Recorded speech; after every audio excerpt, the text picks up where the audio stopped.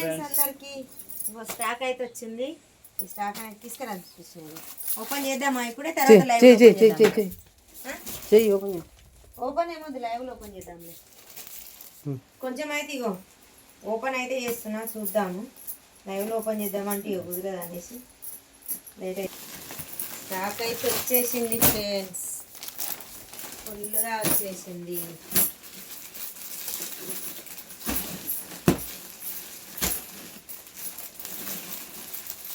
ఎక్సలెంట్గా ఉన్నాయి సారీస్ అయితే. వావ్, పికాక్ డిజైన్ తోటి అయితే చాలా బాగున్నాయి. ఈ సారీస్ అయితే వచ్చేసినాయి.